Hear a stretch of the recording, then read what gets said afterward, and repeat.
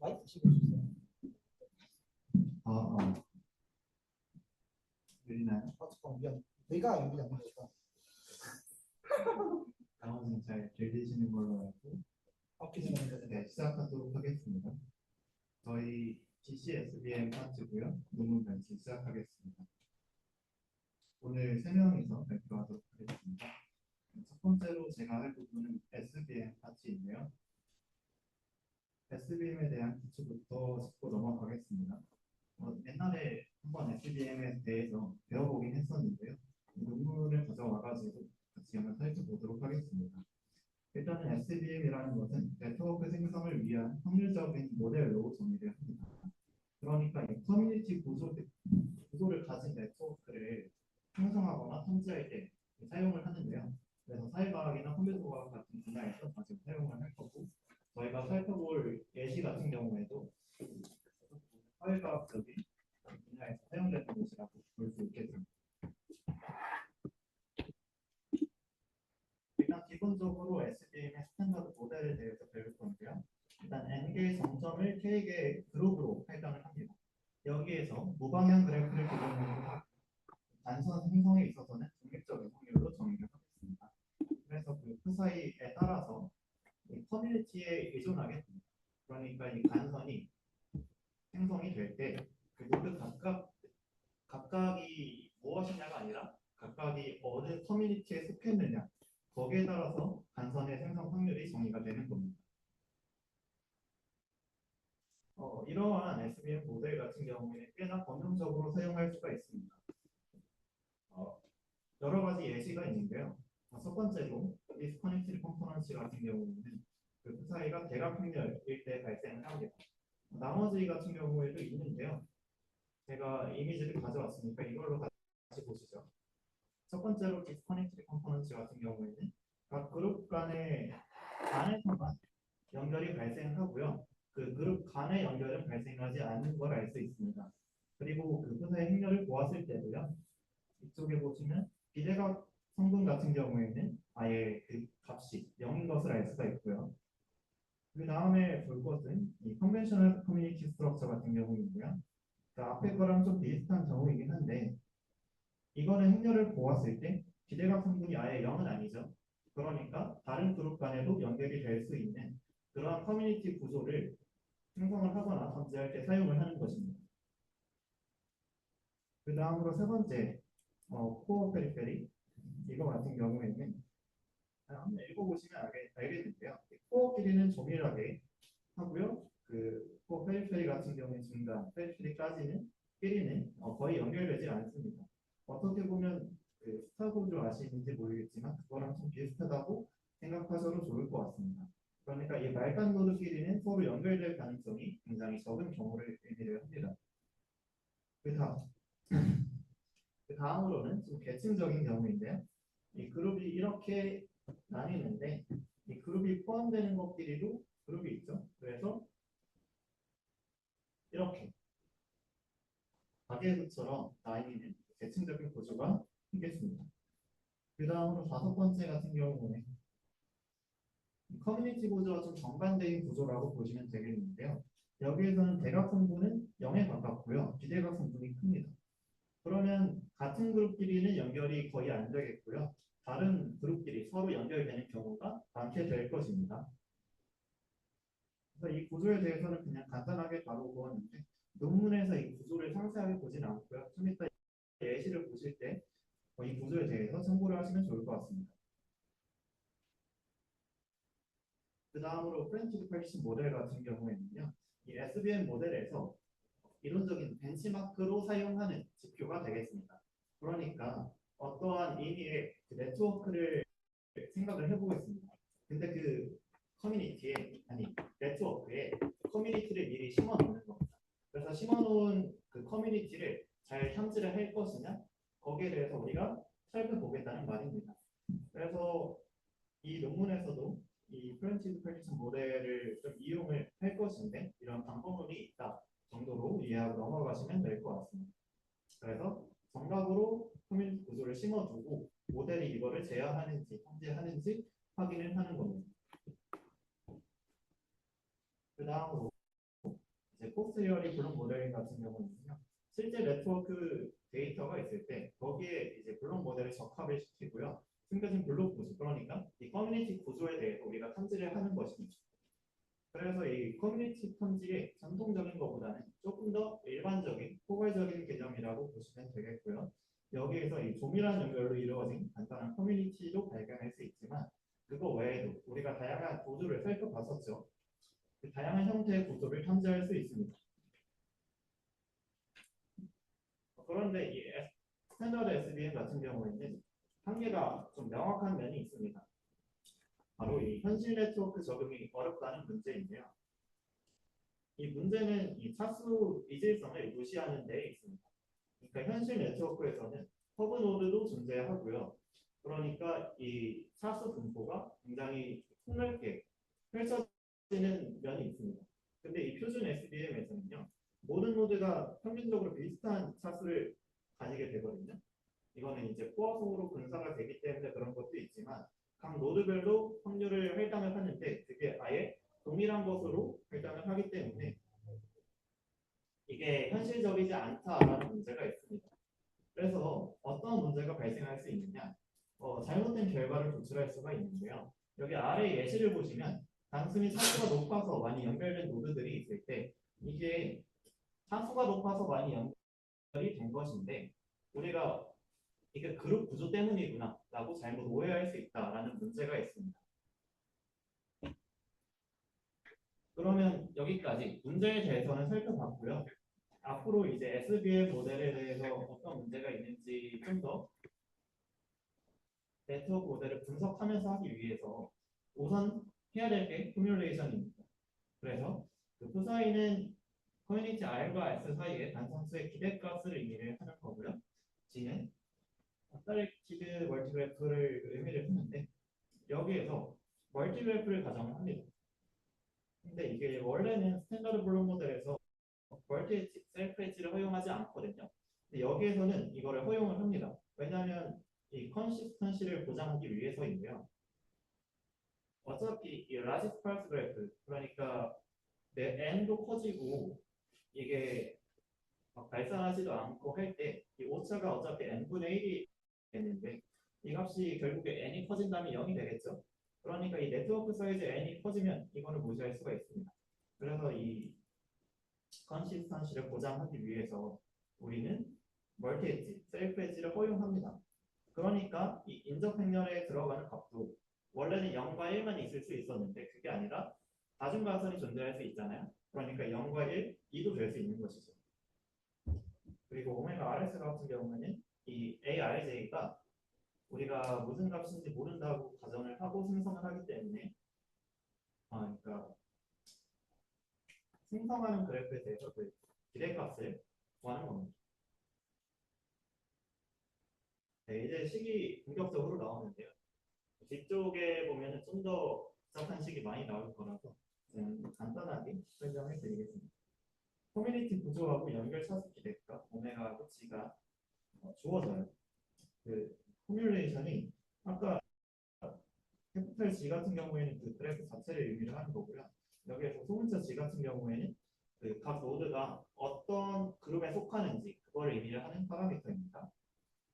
그래서 여기 이 확률을 구해보면은 이렇게 나옵니다.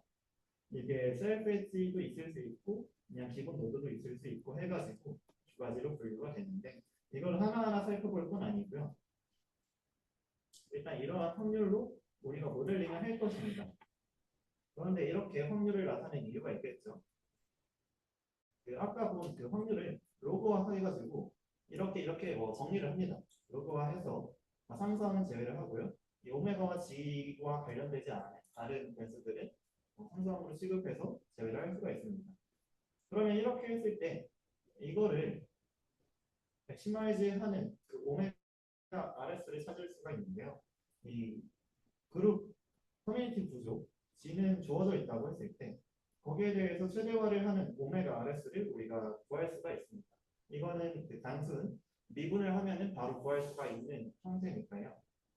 네, 이거 미분되고 이거 미분돼서 바로 NRS분의 NRS 30으로 나옵니다. 그러면 이 식을 대입해봐도 되겠죠.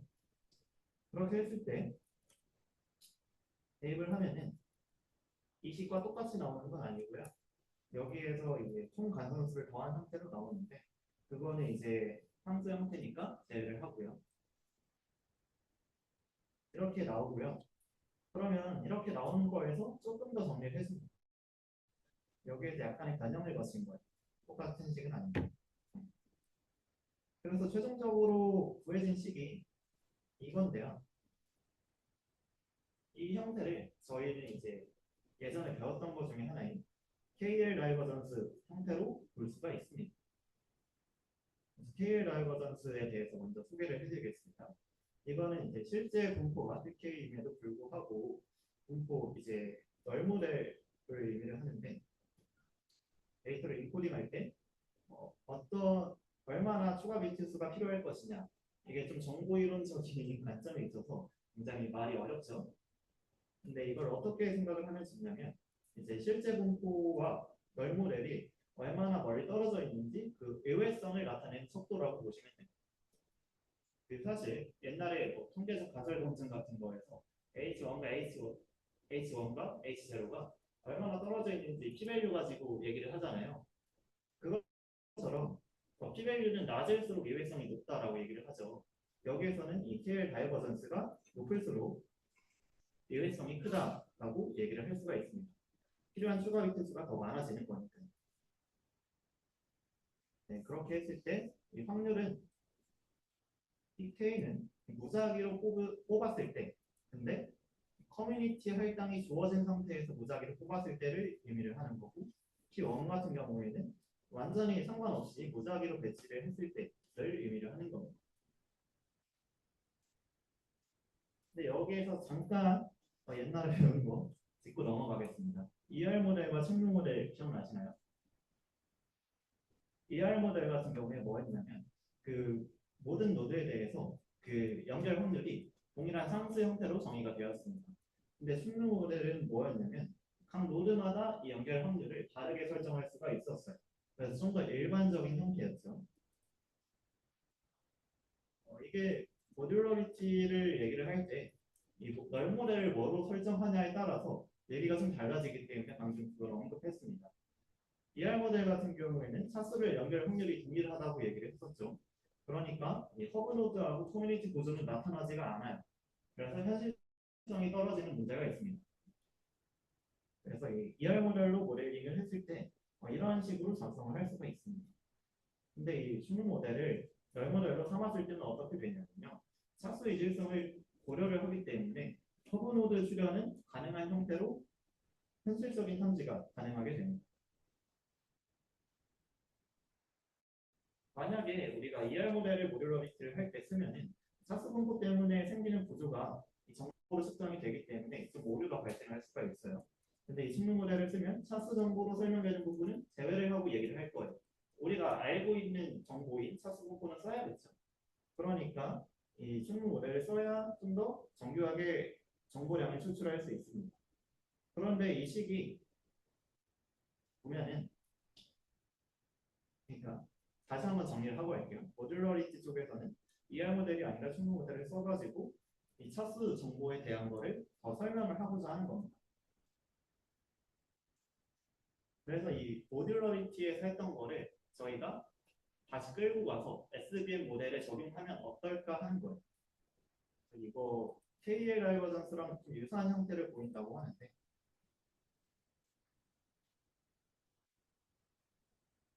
이게 원래 형태에서 이 P1을 뺀 거잖아요. 이 형태가 앞에 보시면 이 KL 다이버전스에 있는 이 형태랑 약간 비슷하게 나오죠. 그러니까 이 SVM 모델에도 이거를 적용할 수 있지 않을까 하는 겁니다.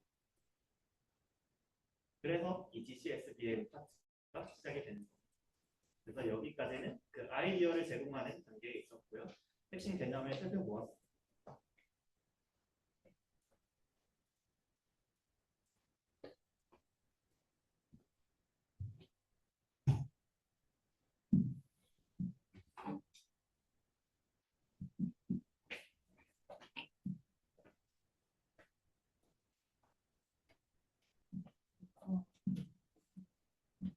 앞서 말씀해주셨던 것처럼 DC, SDM도 SDM에도 디그리 헤트로제이티를 가정한 모델에 대해서 살펴보도록 하겠습니다. 네, 포뮬레이션은 저희 발제 때 봤던 거랑 똑같이 생겼고요. 근데 이거는 이제 앞서 말씀드렸듯이 멀티 엣지가 가능해서 이제 AIJ가 I와 J 그 노드쌍 사이에 엣지 수이고 그게 이제 평균으로 이제 아까 그 연결 수준에다가 이제 세타 I와 세타 J의 곱한 형태가 이제 다음과 들어가게 됩니다. 그래서 얘를 토대로 이제 이 어떤 저희가 이제 이걸 커뮤니티 디텍션을 쓰는 거니까 저희가 이제 관측한 G의 라이트리후드를 이제 얘를 통해서 구성하게 됩니다. 근데 이제 라이트리후드를 보기 전에 또 중요한 게 지금 세타 I랑 세타 J라는 파라미터가 추가적으로 들어왔기 때문에 이제 결국 곡으로 나오는 과정에서 이제 파라미터 쌍이 여러 개가 나올 수가 있어요. 노멀리제이션 과정을 꼭 거쳐야 합니다. 그래서 세타는 이제 한 커뮤니티 안에 있는 모든 노드의 세타를 다 더했을 때 합이 1이 되도록 이걸 맞춰주는 거예요.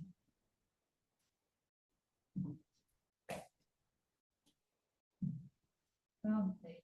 아까 이제 포화송 람다 값이 이제 세타 I랑 세타 J가 곱해진 형태로 바뀌었었잖아요. 그래서 이제 엣지별 라이클리후드도 그러니까 그래프치가 이렇게 나타날 확률도 그냥 아까 그거에 이제 대입된 식입니다. 그냥 이제 포화송의 PMF를 사용한 거고요. 이제 노드쌍끼리 다 독립적으로 연결이 되다 보니까 그냥 곱셈으로 표현할 수가 있습니다. 다만 이제 저희가 이제 얘네의 이제 최저값을 찾아야 되니까 이제 익스플리시트한 형태로 바꿔줘야 하는데요. 그래서 이렇게 리그루핑 과정을 거치는데 자세히 보진 않을 거고 이제 상수 빼고 세탁기 분포 이제 그 아까 그 노멀라이제이션 컨스트레인트 사용해서 이제 지수를 정리하고 뭐 이제 커뮤니티 페어별로 다시 묶어서 이 형식 그러니까 이 형식으로 다시 쓸 수가 있습니다.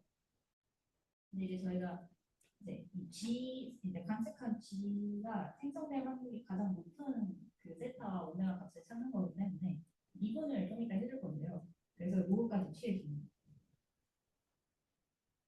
네, 그래서 이제 G는 고정되었다고 보고 아까 오메가 핵 값을 구했던 것처럼 세타랑 오메가를 먼저 최적하면 이런 과정을 통해서 오메가 햇을 이제 바로 구할 수 있고 세타 같은 경우에는 그 아까 노멀라이제이션 컨스트레인트까지 생각을 해서 그 라그랑지안 방법을 사용해서 결과적으로 이렇게 두 값이 최저값으로 나오게 됩니다.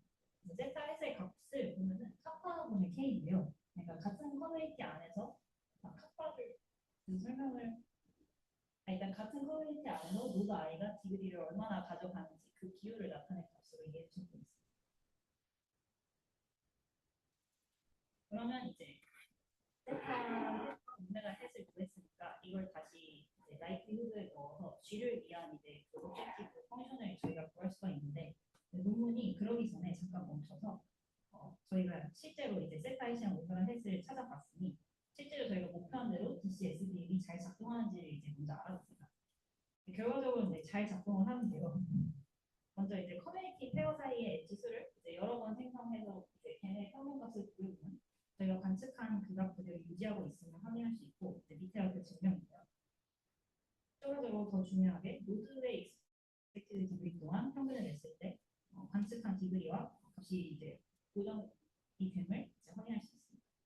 증명을 다 생략하겠습니다.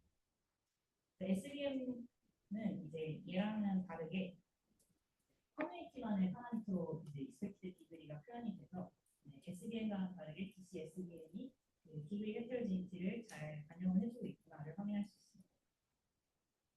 다시 이제 원래 흐름으로 돌아와서 세타 햇이랑 오메가 햇을 이 라이트후드에 넣으면 뭐 이렇게 정리가 되고요. 정리가 되게 긴데 다 생략을 하고 하겠습니다. 네, 이렇게 나오고 이제 최종적으로 이제 G에 필요한 애들 빼고는 이제 다 이제 상수는 다 없애주고 나면 최종적으로 이렇게 저희가 보고자 하는 이 오브젝티브가 나오게 됩니다. 그래서 이 관측한 G에 대해서 이 값이 가장 큰 커뮤니티 대명을 찾는 게 저희 프레임이죠. 그래서 SVM 때랑 이제 비교를 해보면은 SVM에서의 이 오브젝티브는 차이가 딱 여기만 차이가 나는데 그러니까 NR이 파파 I로 바뀐 것입니다. 그래서 SVM은 그러니까 좀 직관적으로 말하면 기준이 노드 수였던 거고, 그러니까 노드 수에 비해 엣지가 많은지를 본 거고,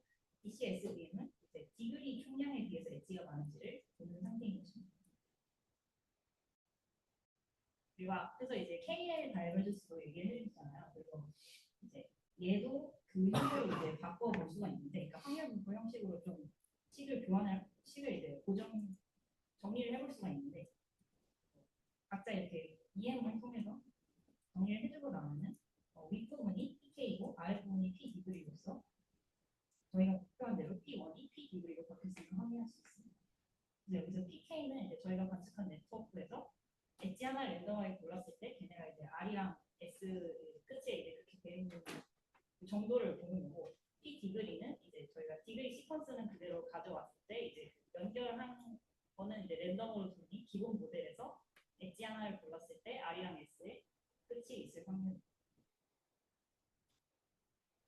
네, 그래서 네. P1이 PDV로 바뀌었고요. 다만 이제 그러니까 저희가 여기까지 본 거는 G가 결국 최적의 G는 이 값이 큰 게 최적의 G구나까지는 알았는데, 그래서 이 최적의 G를 어떻게 찾느냐가 이제 관건이잖아요. 근데 G라는 이 커뮤니티 계정이 사실 개수가 굉장히 많습니다. 그래서 이걸 하나하나 넣어서 L을 하나하나 구해서 가장 큰 L을 가진 G를 고른다, 이게 말이 안 되고, 저는 휴리스틱한 방법을 사용합니다. 하나하나 다 커뮤니티 계정을 돌려보는 대신에 이제 노드 하나를 이제 한 커뮤니티에서 다른 커뮤니티로 옮겨가면서 그때 L이 변하는 값을 이제 계산해 나가요. 그러니까 이제 계산해 나가고요.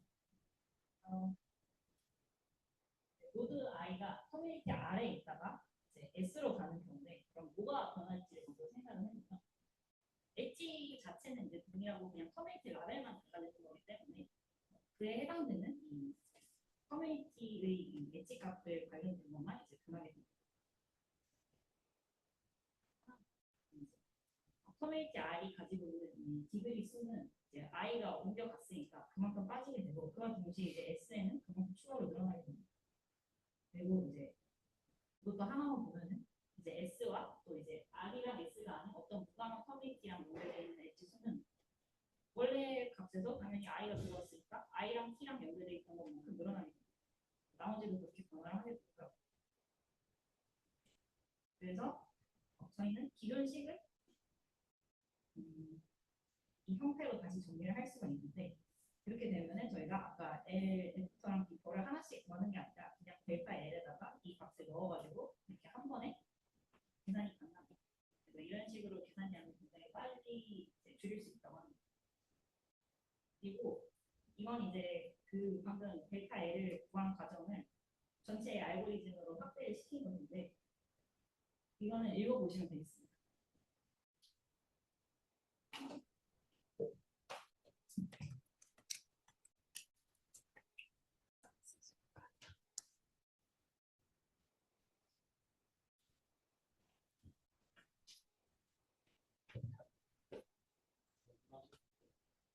마지막으로 제 실험 결과 및 결론 파트 시작하도록 하겠습니다. 이제 이 파트에서는 실제 데이터 네트워크와 인공적으로 만들어진 네트워크 두 가지의 모두 이 SVM과 DCSVM을 적용해서 비교를 하는데요. 그 비교를 하기 위해서는 그 모델이 얼마나 퍼포먼스를 가지는지 이제 그 측정할 양을 하나 정리하겠죠. 그래서 이 저자가 가져온 것이 정교화된 이제 상호 정보량 mutual information입니다. mutual information은 제가 정의 쉬운 가져오지 않았는데 대충 이렇게 x라는 분포의 엔트로피라고 이제 x가 얼마나 변화로 수상한지 이제 예측하기 어려운지에 대한 그런 걸 정량화한 양이 있고, 같은 것이 y에도 있는데 이제 우리가 y가 주어졌을 때 이제 x에서 우리가 예측할 수 있어지는 그만큼의 이제 상호 정보라고 합니다. 그게 요 분모에 올라가고요. 분자의 각각의 이제 엔트로피 값들이 더해져서 나눠집니다. 그래서 이제 우리 이 x가 이제 모델이 산출한 g 어사이먼트가 되겠고, y가 실제 데이터의 어사이먼트가 되겠습니다. 그래서 x가 y랑 동일할 때 요 정교화된 상호 정보는 1을 가지고, 이게 완전히 독립일 때 0을 가지게 됩니다. 그래서 이제 실제 데이터 네트워크 데이터에 적용한 사례를 보면 이제 카라테 클럽 네트워크 유명한 데이터죠. 이 데이터에서 우리 디그리 커렉션이 없는 모델은 실제 커뮤니티 이렇게 라이벨이 이렇게 나뉘게 되는데 이거대로 나눈 게 아니라 그냥 높은 디그리를 하나의 그룹으로 묶고 그 외를 다른 그룹으로 묶는 현상이 발견되었습니다. 여기에 디그리 커렉션을 적용하니까 실제 라벨에서 하나 빼고 전부 맞게 분류하는 것을 볼 수 있었고요. 이제 정치 블로그가 이제 진보냐 보수냐 이거를 나눠가지고 각각 레퍼런스를 엣지로 두고 진보냐 보수냐를 이제 그룹으로 둔 그런 폴리티컬 블로그 네트워크라는 것도 있는데 역시 이제 디그리 커렉션이 없는 모델은 노드를 실제 그룹이 아니라 디그리에 따라서 분류하는 것을 보여주었고 이때 정교된 상호 정보가 이제 대단히 낮은 값은 거의 사실상 공립이라고 봐야겠죠. 근데 이제 이 디그리 커렉션이 적용된 모델은 정교화된 상호 정보가 그래도 제법 받을 만한 값을 가지는 것을 확인할 수 있었습니다. 이에 대해서 한 가지 질문을 할 수 있는 것이 SBM이 나쁜 결과를 받는 게 정말 SBM이 나빠서인 거냐 아니면 그냥 로컬 옵티멈이나 이런 데 빠져버린 거냐 이러한 질문을 가질 수 있는데 그에 대한 저자의 반박은 일단 이 true assignment y가 되겠죠. y에 우리가 그 최대화시키는 오브젝트 스코어가 모델이 산출한 assignment의 오브젝트 스코어보다 낮았다. 그러니까 아예 애초에 이 오브젝트 스코어 자체가 이제 그냥 SVM에서는 좀 우리가 원하는 방향으로 작동하지 않는다는 것을 이제 확인할 수 있었고 이니셜 값을 이제 트루 어사이먼트에서 시작을 해서 최적화를 진행을 하면 이게 정상적으로 작동하면 거기서 멈춰야 되는데 계속 진행하면 이 우리가 그 좋은 최저 초기 값이 아니라 우리가 본 이 나쁜 결과들과 아주 동일하게 수렴하는 것을 확인할 수 있었다고 합니다. 그래서 실제 데이터에서는 일반 SVM보다 DCSVM이 훨씬 잘 작동한다라고 할 수 있겠고요. 그리고 몇 가지 인공 데이터를 더 만들어서 그런 데이터에 대해서도 적용을 했는데 이 인공 데이터를 만들 때 저자가 배운 규칙이 이제 엣지는 기본적으로 아까 말한 것처럼 포화송 분포를 따르고요.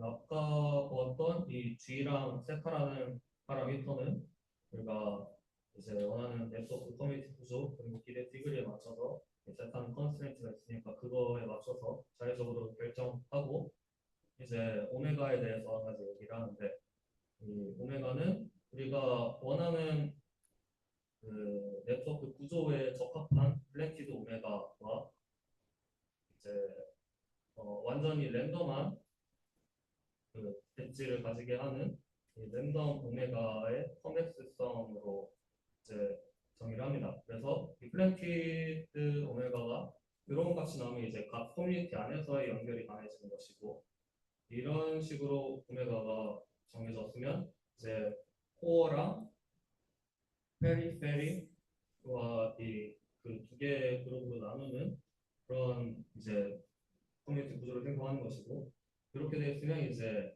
계층적인 구조를 형성하는 그런 이 오메가 플랜티드를 설정하고 또 람다를 설정해서 그러한 커뮤니티가 얼마나 강하게 그런 구조를 나타내고 있냐, 약하게 나타내고 있냐, 그거를 이제 람다로 조절하는 그런 이제 행동 원리를 일단 제시를 했습니다. 그리고 그 실제 데이터들에 대해서 이렇게 전개된 상호 정보 값을 람다에 따라서 이렇게 찍어 주었는데요. 먼저 초록색이 DCSVM이고 검정색이 SVM입니다. 그리고 꽉찬 이 사각형들은 트루 어사인먼트 Y에서 시작을 하고 인원은 랜덤에서 시작하는 것으로 설정을 했습니다. 그래서 일단 제일 먼저 간단하게 그룹도 두 개고 그 그룹 안에서 각 노드들이 갖는 세타 값도 두 개고 그리고 각각 그룹에 그룹에 들어갈 확률, 그리고 세타가 할당될 확률이 동일하게, 그러니까 뭐 G1이랑 세타 1이 할당될 확률이 전부 다 4분의 1인 거죠. 이러한 G와 세타를 설정하고 더블 프렌티드를 이제 각 네트워크 안에서의 연결을 강화하는 대각 확률을 설정했을 때 이 측정 값들이 이렇게 나온다는 겁니다. 치면 이제 좋은 시작값에서 출발한 DCSBM이 가장 성질이 좋고, 그렇지 그 랜덤하게 시작한 DCSBM도 이 높은 람다에서는 빠르게 따라오는 것을 확인할 수 있었고요. 그냥 SBM은 다소 부족한 성능을 보이는 것을 알 수 있었습니다. 그리고 이제 두 번째 예시였죠. 폴 페리페리 네트워크도 설정을 했고, 이 각각 세타는 이제 알파가 2.25인 파워를 따르도록 설정을 했었습니다. 이 네트워크에서는 일반 SBM도 좋은 시작값을 가지면 그걸 어느 정도 유지하는 모습을 보여줬습니다. 이건 아마도 이제 우리가 일반 SBM이 분류를 할 때 디그리에 따라 분류를 하는 경향을 보였고, 당연히 코어에 있는 노드들이 되게 디그리가 크기 때문에 디그리 위주로 그룹을 나눠도 코어랑 페리페리가 이제 분리가 되는 그런 이제 우연한 형태로 SBM이 좋은 조이값을 어느 정도 유지한 것을 보이고요. 계층적 구조에서도 역시 알파가 2.5인 파워로를 따르도록 설정했고, 이 경우에 이제 부작위 초이값을 가진 DCSBM이 좋은 초이값을 가진 SBM보다 이제 많은 람다에서 더 좋은 성능을 낸 것을 확인할 수 있었습니다. 하지만 이 DCSBM이 완벽하냐 하면 그거는 이제 아니라고 이제 저자가 여러 가지 한계를 제시하는데요. 먼저 DCSBM은 각 노드들이 생겨날 확률을 포화성으로 뒀고, 그 안에 이제 여러 가지가 곱해져 있다 보니까 우연히 좀 낮은 값이 되면 이제 아이솔레이티드 노드가 비현실적인 수로 생성될 수 있는 것입니다. 그리고 이제 디그리가 결국에는 포화성 목표를 따르고 확률적으로 결정되기 때문에 이 특정 디그리는 아예 가지지 못하게 하는 등 이제 그런 우리가 디그리 시퀀스를 만들려고 할 때 이 DCSBM은 적합하지 않다라고 이야기를 합니다. 그리고 이제 디그리 코릴레이션 등 좀 더 고차원적인 네트워크 구조를 정확하게 표현할 수 없다라는 단점이 있고요. 그리고 모델 파라미터 수, 그러니까 G 세타가 결국엔 노드 수에 비례해서 증가하고, 그 탓에 이제 한 N1의 이제 크기 네트워크에 적합한 모델은 이제 다른 크기 N2라는 다른 크기의 네트워크를 생성할 수 없는 문제가 있습니다. 그리고 이제 시스터틱 컨시스텐시를 보장하는 적절한 람다나 오메가나 이런 것을 선택하는 방법이 알려져 있지 않고요. 그리고 가장 저자가 강조하는 것이 그래프 K가 정해서 주어져 있다고 가정해야 한다는 것입니다. 그래서 대부분의 경우 이 가정이 만족되지 않기 때문에 뭐 크로스 밸리데이션, 분리등 이런저런 방법을 이야기하는데 아무래도 아쉬운 부분이죠. 이상입니다.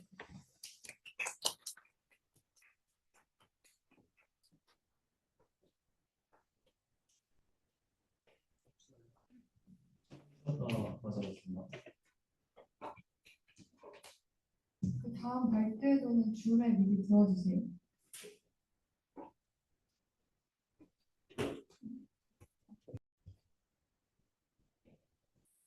네, 안녕하세요. 저희는 그래프 RAG에 대한 내용을 하겠습니다.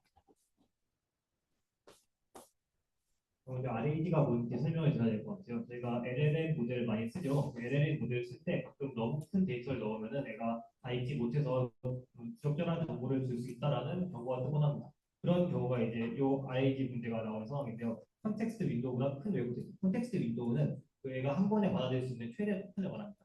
한 번에 받아들일 수 있는 최대 토큰을 넘어가면은 걔를 한 번에 다 소화하지 못해갖고 다른 방식을 이용하는데 그게 RAG 방식이에요. 그보다 큰 외부 데이터를 활용해서 LLM이 질문에 답할 수 있게 하는 시스템을 RAG라고 합니다. 기본적인 RAG는 벡터 RAG라고 하는 건데요. 이거는 이제 외부에 있는 거대 말형식과 우리가 집어넣은 자료, 그 자료의 덕분에서 질문에 관련이 있는 컨텍스트 윈도우 응용을 통하지 않는 한에서 자료를 검색해갖고 그 자료의 뭉탱이들을 가져오는 방식이에요. 그래서 이 방식으로 이제 텍스트 임베딩이라는 방식을 사용합니다. 텍스트 임베딩 처음 들어보신 분도 있을 것 같아서 간단하게 설명을 하면은 그냥 그 유사도를 숫자로 표현하는 거예요. 우리가 대화를 쓸 때 문맥이 있잖아요. 그 문맥을 컴퓨터는 그대로 이해할 수 없어 숫자로 바꿔줘야 돼요.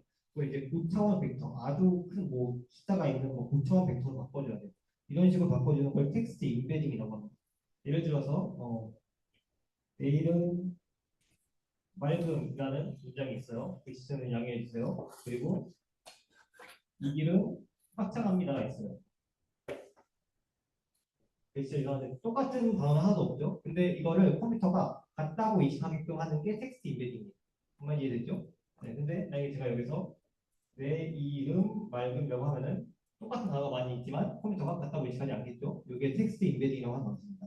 이 방식을 이용해서 RAD가 내 질문에 있는 단어들을 내 외부 데이터에 있는 단어에 검색해갖고 가장 유사도가 높은 것들을 이용해서 답변을 내게 하는 게 일반적으로 하는 벡터 RAD라는 방식입니다. 그래서 예시에 있듯이 답이 특정 위치에 명확히 존재할 때 여러 자료를 종합하거나 엮어서 추론할 필요가 없습니다. 그러니까 명확히 존재하기 때문에 여러 자료를 종합할 필요가 없어요. 근데 우리가 여러 자료를 종합할 필요도 있잖아요. 그런 경우에는 얘가 큰 효과를 내지 못합니다. 그러니까 소수의 청구만 검색하기 때문에 일단 기업적인 것은 적합한데 전체 내용을 요약하기에는 적합하지 않아요. 전체 내용을 요약하는 게 이제 이런 거예요. 전체 내용을 요약하는 질문, 이 질문 자체에는 이 벡터 RAD라는 방식이 적합하지 않습니다. 여기 예를 들어서 지난 10년간 이 분야의 트렌드는 어떻게 변했는가 이런 거는 이제 전체 내용을 다 봐야만 알 수 있는데 우리가 한 번에 이 자료를 다 소화할 수 없잖아요. 그런 경우에는 벡터 RAD가 문제점이 있다. 그래서 우리가 지금 배울 그래프 RAD를 논문에서 처음 제안을 합니다. 그래프 RAD는 우리가 배웠던 네트워크 자료를 그대로 이용하는 거예요. 센스메이킹은 아까 했던 것처럼 이제 그냥 전체 자료를 한번 요약하는 걸 말하는 거예요. 그래프 기반에서 이제 RAD라는 걸 만들어내는 거죠. 노드를 설정하고 노드는 뭐 특정 개념이나 단어 같은 거라고 생각하시면 됩니다. 그리고 그 노드들 간의 관계를 설정합니다. 엣지를 설정하고 여기서 이제 계층적으로 분할합니다. 이거는 나중에 설명드릴게요. 계층적으로 분할한다는 거는 가장 큰 게 있고 그 밑에 하위 계층가 있고 그 밑에 이렇게 있고 그리고 이런 식으로 있는 이런 계층들을 만들어서 그래프 RAD를 가능하게 합니다. 이런 식인 거예요. 아시아, 동북아시아, 한국, 일본 이런 식으로. 그 다음에 커뮤니티별로 단위를 요약해서 생성합니다. 이게 좀 특별한 부분인 것 같아요. 커뮤니티 단위로 요약한 그 보고서 같은 걸 하나하나 제출을 시키합니다. 그리고 나서 이제 웹 리듀싱이라는 걸 해서 최종 답변을 생성하는데 요거는 이제 복잡하니까 다음 슬라이드에서 나중 슬라이드에서 설명드리도록 할게요. 기존 관련 지식 그래프의 연구의 한계는 이제 지식 그래프 자체가 가진 특성보다 그래프 사용 방식에 좀 집중한 경향이 있어요. 근데 그래프 RAD는 이 모듈러리티에 주목해서 커뮤니티 섹션 알고리즘 같은 걸 좀 이용해서 커뮤니티를 분류한다고 합니다. 모듈러리티라는 개념이 커뮤니티 디텍션을 할 때 정말 많이 쓰인다고 해요. 거의 대부분의 커뮤니티 디텍션 알고리즘에 모듈러리티가 거의 꼭 들어가는 것 같다고 합니다. 성능 평가 방식은 조금 이상한데 그 질문을 AI가 생성을 한 다음에 답변을 AI가 합니다. 그리고 그 답변에 대한 평가도 AI가 합니다. 그런 식으로 해서 평가를 하는데 이게 좀 특이한 방법이에요. 이것도 자세한 거는 이제 나중에 설명하도록 하겠습니다. AI가 직접 질문을 하고 답변도 AI가 하고 그 답변에 대한 평가도 AI가 해서 더 나은 모델인지 아닌지를 AI가 다 판단하는 게 이 논문의 평가 방법이라고 해요.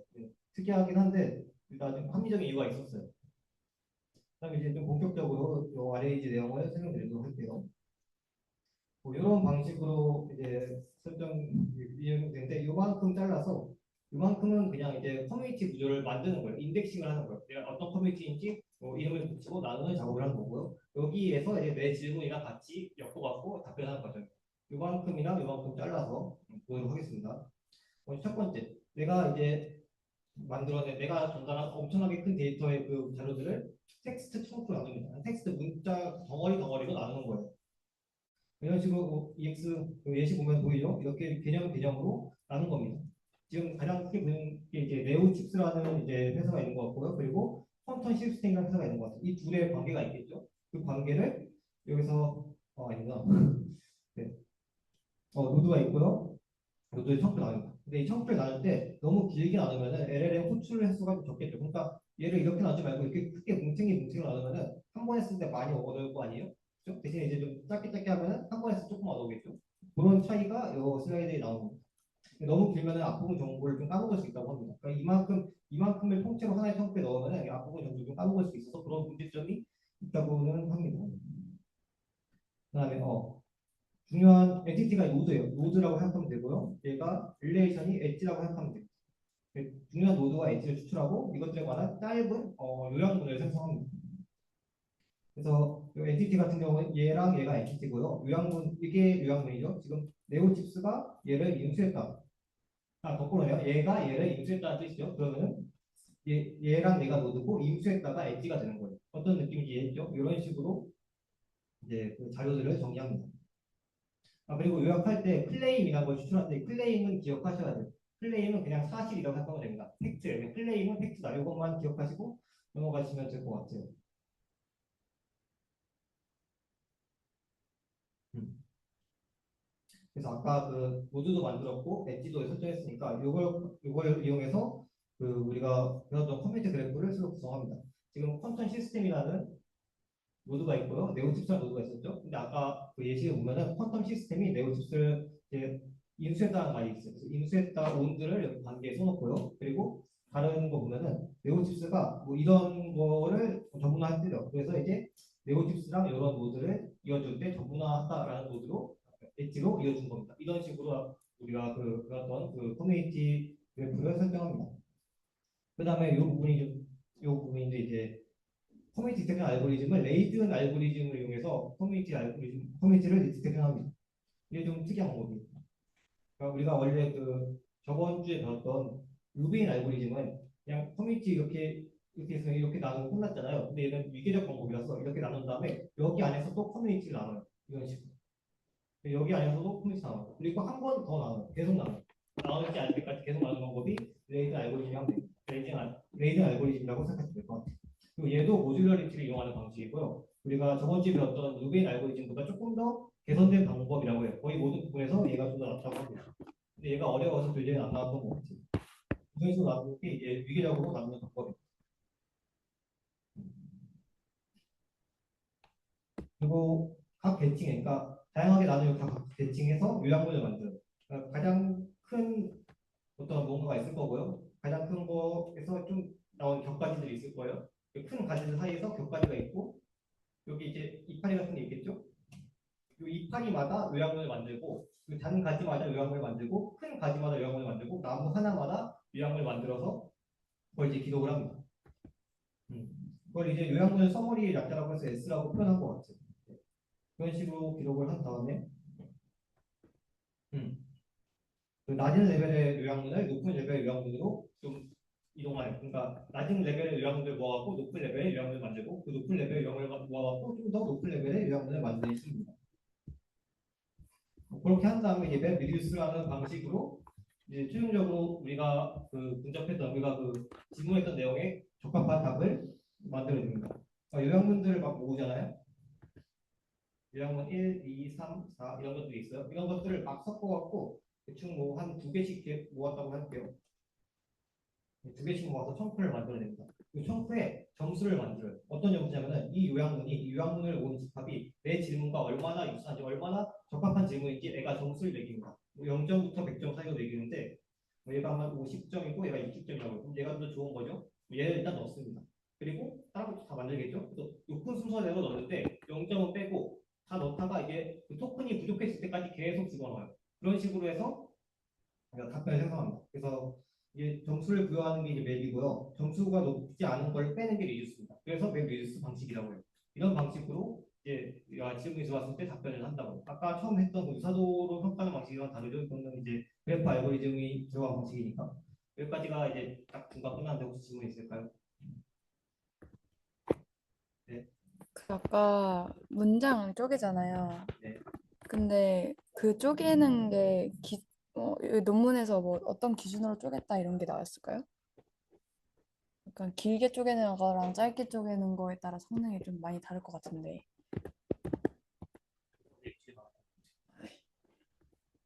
안 나왔을 수도 있어. 아니 제가 읽어봤는데 이게 여기서 그래서 프롬프트를 작성할 때 청크를 할 때 그 길이에 대한 트레이드 오프가 나온다고 해요. 네, 그래서 그거에 대해서 여기서는 어떤 식으로 프롬프트를 작성했다라고 뒤에 어펜딕스로 붙어 있어요.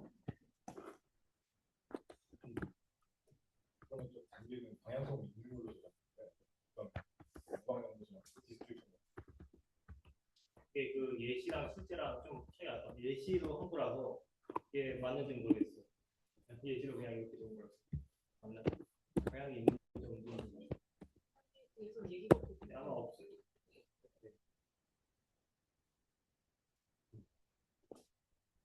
이렇게 해서 만든 게 적절한 건지 평가를 해야 되잖아요. 그 평가할 때 저희가 아까 AI가 직접 질문을 만든 다음에 직접 답변을 하고 그걸 다시 자기가 평가한다고 했어요. 그 과정이 여기 들어있습니다.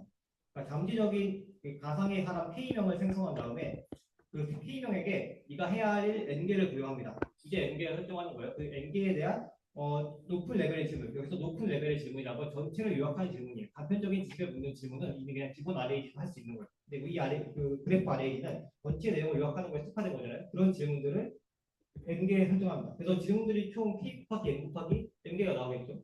그래서 질문들을 어쨌든 많이 만든다는 뜻이고 결국 AI가 질문을 만들어서 AI가 답변을 할 거예요. 그 내용입니다. 근데 이런 방식에 좀 이유가 있어요. 우리가 전체 내용을 요약한 다음에 AI가 직접 평가를 하잖아요. 왜 그러냐면은 이거를 사람이 직접 정답지를 만들어 줄 수가 없습니다. 질문지를 예를 들어서 뭐 1000개를 만든다고 할게요. 그럼 1000개에 대한 답변을 사람이 다 만들어야 되는데 우리가 여기에 본 데이터는 너무 큰 데이터라서 사람도 다 읽을 수가 없는 데이터예요. 그래서 1000개에 대한 답변을 사람이 일일이 다 넣을 수가 없었고 그냥 AI가 스스로 평가하게 한 거예요. 당연히 이렇게 하면 뭔가 좀 찜찜한 부분이 있어서 그 논문에서는 좀 정량적인 방법을 나중에 추가해서 시험을 두게 합니다. 그거는 이제 나중에 설명드릴게요. 그래서 이거 어떤 식으로 하냐면은 이거 그 그래프 RAG가 있고 이제 기본 RAG가 있잖아요. 이거 두 개를 비교하고 더 나은 게 뭔지를 판단하는 얘가 더 나오면 얘가 윈이고 얘가 좀 틀렸으면 얘가 루즈고 비슷하면 타이고 이런 식으로 해서 세 가지로 평가를 한다고 합니다. 그래서 승률을 나중에 그 결과로 승률이 그래서 이런 식으로 진행이 되고요. 이제 아까 얘기했던 그 방식으로 평가를 할 겁니다. 이 모델이 얼마나 좋은 모델인지 자기가 질문하고 자기가 답변한 다음에 자기가 평가해서 그거에 대한 결과를 마지막에 보여줄 거예요. 데이터는 어떤 걸 준비했냐면은 팟캐스트 대본이랑 뉴스 기사를 준비했어요. 대충 뭐 많이 준비했다는 뜻이고요. 그리고 그래서 좀 처음 보는 게 나오는데 C0랑 C3가 있어요. 제가 아까 나무 그린 거 기억하시죠? 나무가 이렇게 큰 게 있었고 이제 좀 큰 가지가 있었고 돛가지가 있었고 그 다음에 이제 나뭇잎이 몇 개 있었죠. 그래서 큰 기둥에 해당하는 게 C0예요. 가장 큰 모듈이었어요. 여기가 가장 큰 거고 그리고 거기서 나온 세부 그 커뮤니티가 여기 단가지 얘가 C1 그리고 거기서 또 나온 게 C2 제일 조그만 게 C3예요. 그래서 이 큰 거를 루트라고 하고 제일 쪼개서는 제일 조그만 걸 리프라고 합니다. 그렇다고 해요. 그래서 이제 지금 표 보시면은 C0가 유닛이 제일 적고 C3가 제일 많죠. C3가 남은 유닛가 제일 많을 거 아니에요. 어떤 느낌인지 알겠죠? C3가 가장 낮은 임금이고 루트가 제일 큰 거라고 생각하시면 돼요. TS랑 SS랑 비교하기 위해서 한 건데 얘는 나눈 게 아니에요. 얘는 아까처럼 나무 모양 나눈 게 아니고 그냥 막 집어넣어서 그냥 다 한꺼번에 돌리겠다는 의미.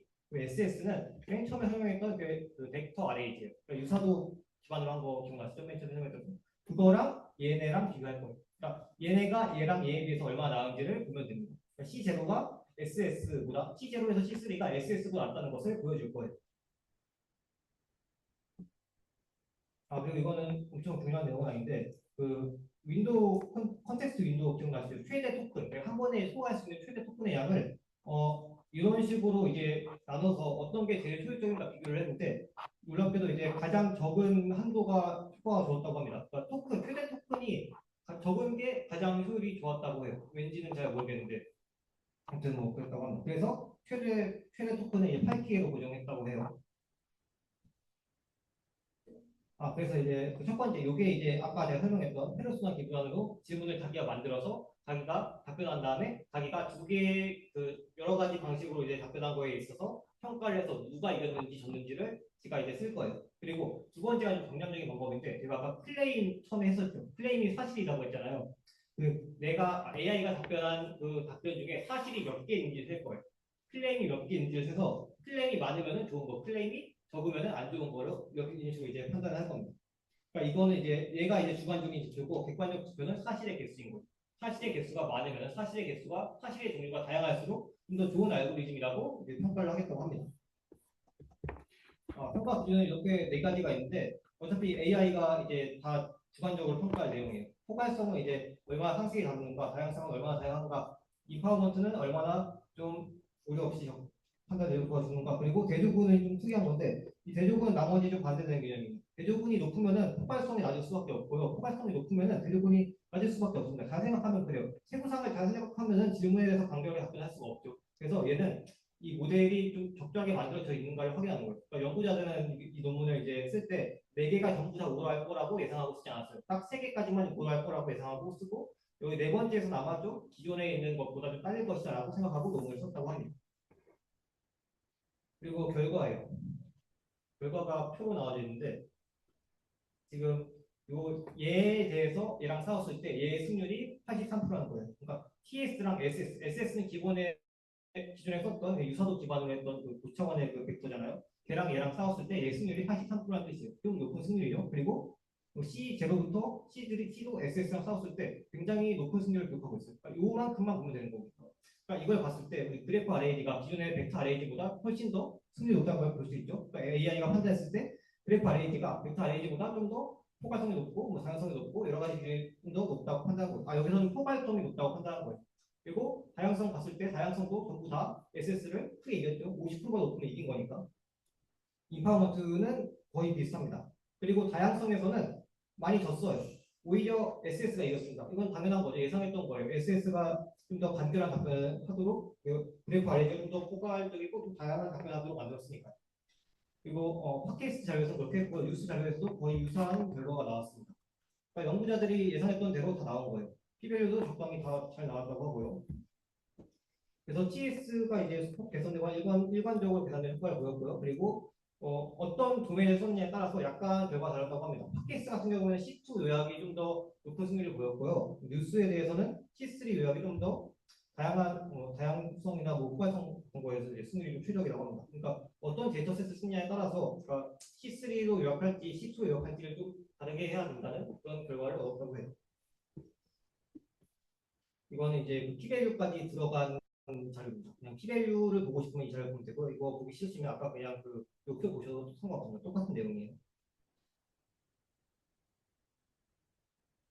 네, 효율성 구성. 우리가 토큰을 쓸 때 토큰이 자원이잖아요. 토큰이 뭔지는 그냥 다 아실 거라고 생각해요. 그냥 AI가 할 수 있는 말의 개수라고 생각하시면 됩니다.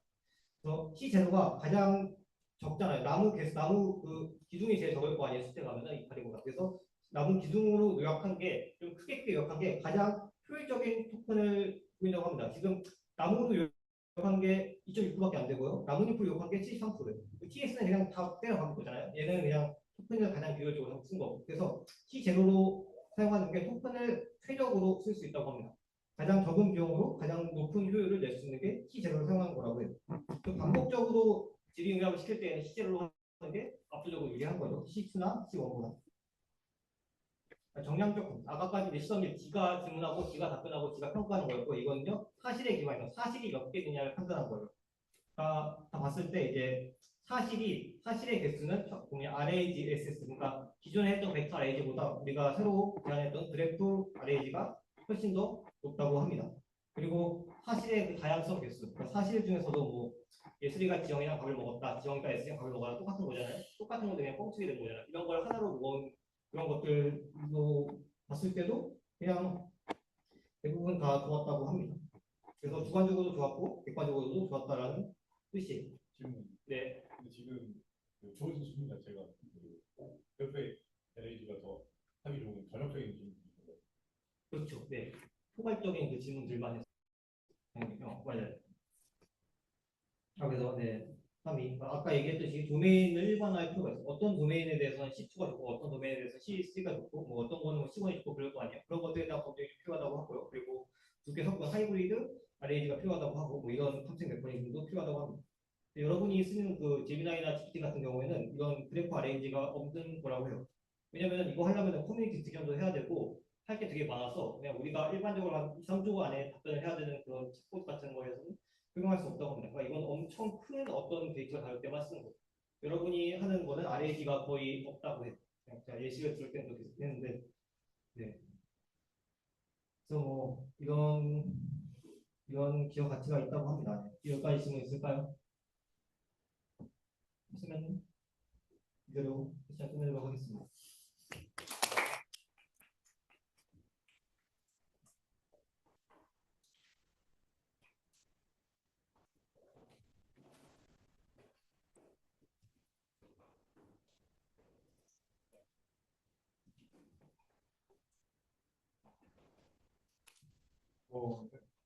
그래프 이런 네트워크 이런 배워서 이제 어디에 쓰지 이런 생각이 들 수 있어가지고 요즘 최신 LLM에다가 이제 쓰이는 사례를 한번 가져와 봤습니다.